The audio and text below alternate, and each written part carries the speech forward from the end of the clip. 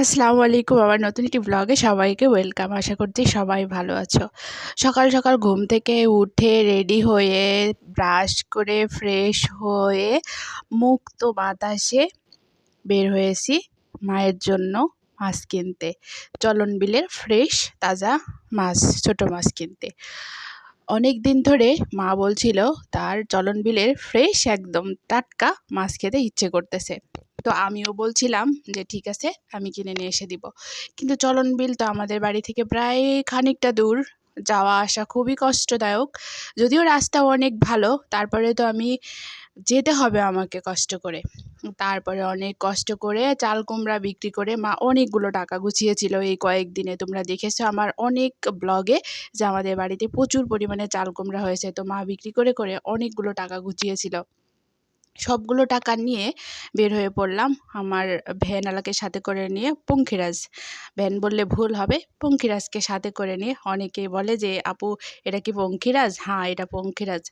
আর এমন একটা রাস্তা দিয়ে আমি যাচ্ছি, দেখো গ্রামের সম্পূর্ণ সৌন্দর্য সবটা উপভোগ করা সম্ভব এই রাস্তার মধ্যে।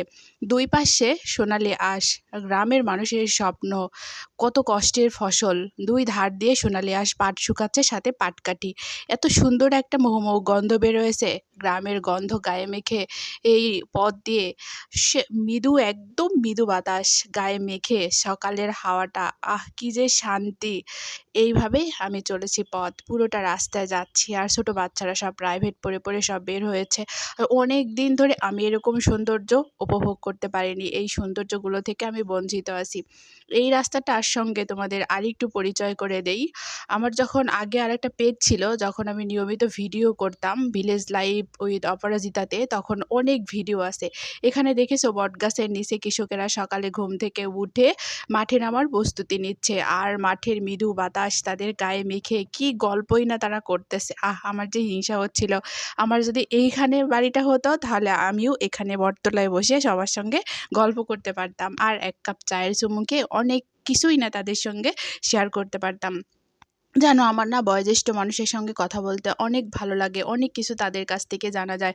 আর মাঠের ধারে এইরকম একটা সুন্দর রাস্তা দেখেছো, পিচ ঢালা রাস্তা, কোথাও একটু থ্যাকর প্যাকর নেই, কোথাও একটু ভাঙ্গা নেই, কোথাও ওই রাস্তাটার একটু খুঁত দেখতে পাবে না, একদম নিখুঁত একটা সৌন্দর্য। রাস্তারও কিন্তু সৌন্দর্য আছে, তোমরা কি তা জানো? সেই সৌন্দর্য উপভোগ করতে করতে মৃদু বাতাস গায়ে মেখে গ্রামের সৌন্দর্য উপভোগ করতে করতে আমি রাস্তা দিয়ে চলেছি। আর এই রাস্তা দিয়ে তারাই যাচ্ছে যারা সকালবেলা ব্যস্ত হয়ে পড়বে একটু পরে। আর তোমাদেরকে আরেকটি ইনফরমেশন দেই, নাটোরের বড়াইগ্রাম উপজেলার মানিকপুর নামে একটা জায়গা আছে, যেটা হচ্ছে তোমার কাশিঘাটা ঢাকা রোডের বিশ্ব রোড। এখানে মানুষ বিক্রি হয়, এখানে মানুষ বিক্রি হয়, এটা অনেক বছর ধরে এই প্রচলিত নিয়মটা চলে আসে। আর কোথাও হয় কিনা বাংলাদেশের কোথাও আমার জানা নেই, তবে নাটোরের বড়াইগ্রাম উপজেলার মানিকপুর হাটে মানুষ বিক্রি হয়। এই মানুষগুলোকে সকালবেলা গৃহস্থরা প্রয়োজনীয় দাম দিয়ে, উচিত যেটা মূল্য সেটা দিয়ে, প্রাপ্য যেটা দাম সেটা দিয়ে গৃহস্থরা কিনে নিয়ে যায়। সারা দিন তারা গৃহস্থদের বাড়িতে কাজ করে, খায়, বিশ্রাম নেয়। কাজ শেষে যদি রাত্রেবেলায় গৃহস্থদের কাজ শেষ হয়ে যায়, তাহলে তারা চলে আসে তাদের নিজের গন্তব্যস্থলে, বা এখানে এসে আবার তারা থাকে। পরের দিন সকালে অন্য কোনো গৃহস্থর কাছে তারা বিক্রি হয়ে যায়, তাদের ন্যায্য মূল্য দিয়ে গৃহস্থরা তাদেরকে কিনে নিয়ে যায়। তো তারা সারাদিন মাঠে কাজ করে, বিভিন্ন বিভিন্ন কাজের জন্য বিভিন্ন রকম মানুষ এখানে পাওয়া যায়।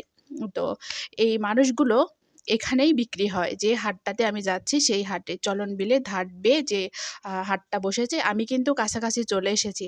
আর এই জায়গাটা, এই রাস্তাটা, এই স্থানটা আমার কাছে এত বেশি প্রিয় কেন জানো? এইখানে একটা মহিলা কলেজ আছে, এই কলেজে আমি পড়াশোনা করেছি। আমি মহিলা কলেজ থেকে ইন্টারমিডিয়েট পাশ করেছি। তো এইখানে যে নদীটা বয়ে গেছে এটা হচ্ছে বড়াল নদী। আর এই বড়াল নদীর মধ্যে মানুষ পাট জাগ করেছে, পাট ধুচ্ছে, যেটা সোনালি আঁশ। প্রায় সোনালি আঁশের এবার দাম জানো? সোনালি আঁশ প্রায় 4,000 টাকারও ওপরে, 4,000 আরও সামথিং কিছু টাকা করে, 4,000 টাকা মন এই পাট, সোনালি আঁশ পাট এবার বাজারে বিক্রি হচ্ছে। আর যেটা পাটকাঠি সেটা 100 আটি, যে পাট যেটাকে বলা হয়, 100টা যদি আটি করা যায় তাহলে সেটা 900, প্রায় 1,000 টাকা দরে বিক্রি হচ্ছে পাটকাঠি। তো আমি আমার জায়গাতে চলে এসেছি, যে জায়গাতে আসার জন্য আমি সকালে ভোরবেলা মাকে কথা দিয়ে বাড়ি থেকে বের হয়েছি। আমি মাকে কথা দিয়ে যেখানেই বের হই না কেন, যে উদ্দেশ্যেই বের হই না কেন, সেই কাজের বাহিরে আর এক ধাপ যাওয়ারও আমি চেষ্টা করি না। আমি আগে আমার আব্বার সঙ্গেও এরকমটা করতাম। আমি যদি আব্বাকে কথা দিতাম যে আমি আজকে এই পর্যন্ত যাব, তাহলে ওই পর্যন্তই আমার সীমানা শেষ ছিল।